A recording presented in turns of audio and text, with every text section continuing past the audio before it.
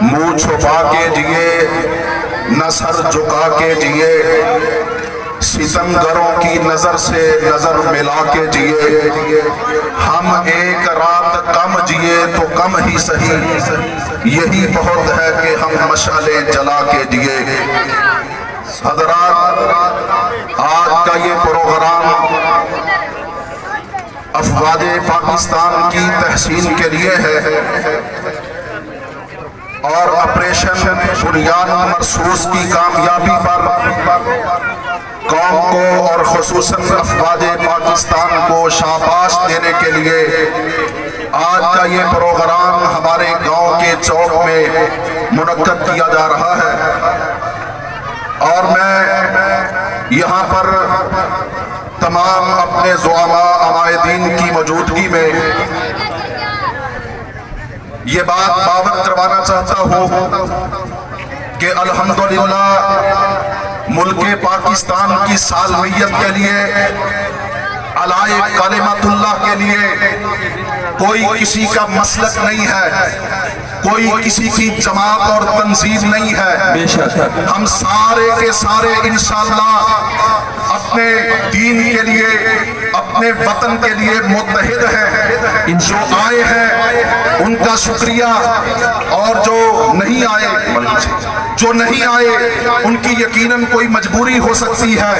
میں اپنے بھائی رانا جاوید صاحب کو یہ یقین دلانا چاہتا ہوں کہ انشاءاللہ الرحمن پاکستان کی سالمیت کے لیے کسی قسم کی سیاست کی کوئی جگہ اور کوئی گنجائش نہیں ہے انشاءاللہ۔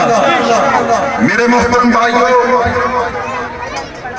ہم آج کے اس پروگرام کی وساطت سے ہندوستان کو یہ یاد کروانا چاہتے ہیں کہ پاکستانی وہ لوگ ہیں، ہم وہ قوم ہیں کہ جب 1965 کی جنگ میں سیالکوٹ چوندہ کے شہر میں ہندوستان کے سینکڑوں ٹینک وہ ملک پاکستان کی سالمیت پر حملہ آور ہوئے تھے، تو جنرل ٹکا خان نے اس وقت سب سے پہلے اپنے جوانوں کو مخاطب کرتے ہوئے کہا تھا کہ ہمارے پاس اسلحے کی کمی ہے، ہمارے پاس دشمن کے مقابلے میں اتنے ٹینک اور اتنی سہولیات میسر نہیں ہے، انہیں ناکو چنے چبوانے کا ایک ہی راستہ ہے کہ ہم اپنے سینوں پر بمبوں کو باندھ کر ان کے ٹینکوں کے سامنے لے جاتے ہیں، اور سب سے پہلے میں تمہارا کمانڈر اپنا سینہ پیش کرتا ہوں کہ میں اپنے سینے پر بم باندھ کر ان کے ٹینک کے سامنے لے جاتا ہوں۔ تو آؤ، تم میں سے کون ہے، کون وہ نوجوان ہے، کون وہ فوجی جوان ہے جو اس نیک کام میں، جو اس مشن میں ہمارا ساتھ دے گا؟ رب بابا کی قسم ہے، جنرل ٹکا خان نے کہا کہ جو تم میں سے تیار ہے وہ ایک قدم آگے بڑھ جائے، میں سمجھوں گا کہ یہ اس مشن کے لیے تیار ہے۔ اور پھر چشمے فلک نے یہ نظارہ بھی دیکھا کہ جتنے بھی اس موقع پر سپاہی اور فوجی موجود تھے وہ سارے کے سارے ایک ایک قدم نہیں بلکہ دو دو قدم آگے بڑھ گئے۔ انہوں نے کہا اے ہمارے کمانڈر صاحب، آپ کو اپنا سینہ پیش کرنے کی ضرورت پیش نہیں آئے گی، ہم جب تک زندہ ہیں انشاءاللہ دشمن کے مذموم عزائم کو ناکو چنے چبا کر چھوڑیں گے۔ اور میرے محترم بھائیوں، پھر کائنات نے، چشمے فلک نے وہ نظارہ بھی دیکھا کہ پاکستان کی افواج نے اپنے سینوں پر بم باندھ کر ان کے جناب ان کا سامنا کیا۔ اللہ اکبر کبیرہ، اور اللہ رب العالمین نے انہیں اتنی عظیم فتح عطا فرمائی کہ آج بھی گنیس بک میں ان کا نام درج ہے۔ میرے محترم بھائیوں، پھر شاید یہ ہندوستان 1965 کی جنگ میں عالم کو بھول چکا ہے کہ جس نے 1 منٹ سے بھی کم وقفے میں انڈیا کے 5 طیاروں کو مار گرایا تھا۔ اور میں شہیدوں کا شہر سرگودا ہے، میں آپ کو داد تحسین پیش کرتا ہوں کہ وہ عالم نے جو طیارہ اڑایا تھا وہ سرگودا ایئر بیس سے اڑا تھا، اور 1 منٹ سے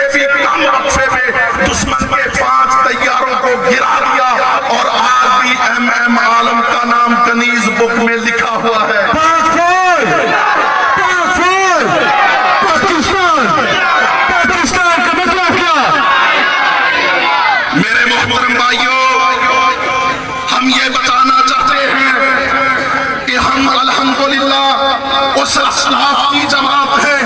ہمارے آباء و اجداد کی تاریخ کو تو دیکھو. ہم وہ نہیں ہیں جنہوں نے کہا تھا قالوا لا طاقت لنا اليوم بجالوت وجنوده، اور ہم وہ بھی نہیں ہیں جنہوں نے کہا تھا فاذهب انت وربك فقاتلا انا هاهنا قاعدون. بلکہ ہماری تاریخ تو وہ ہے کہ جب نبی کائنات نے صحابہ سے مشورہ لیا تھا کہ ہم مدینہ میں رہ کر دشمن کا مقابلہ کریں یا باہر میدان میں نکل کر جہاد کریں گے، تو صحابہ نے کہا تھا اللہ کے پاک پیغمبر فیصلہ آپ نے کرنا ہے، حتمی فیصلہ آپ کا ہے، لیکن سن لے آپ تک دشمن تب پہنچے گا جب ہم دنیا میں نہ رہیں گے. نعرہ تکبیر. تیرے صحابہ میرے صحابہ، واہ صحابہ واہ، تیرے صحابہ میرے صحابہ. پاک فوج، پاک فوج. میرے محترم بھائیوں، اور میں یہاں پر افواج پاکستان کو بھی خراج تحسین پیش کرتا ہوں.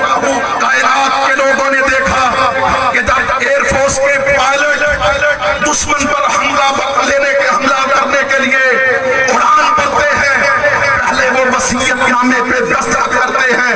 ان کی تصویریں اور ان کی ویڈیوز جب وائرل کی گئی تو لوگوں نے کہا کہ یہ کیسی قوم ہے کہ جب انہیں اس بات کا ادراک ہے کہ ہم دشمن کے علاقے میں حملہ کرنے کے لیے جا رہے ہیں، دو ہی رزلٹ نکلیں گے، یا تو مارے جائیں گے یا غالب آئیں گے. ان کے چہروں پر کسی قسم کی گھبراہٹ نظر نہیں آئی، کسی قسم کی پریشانی نظر نہیں آئی.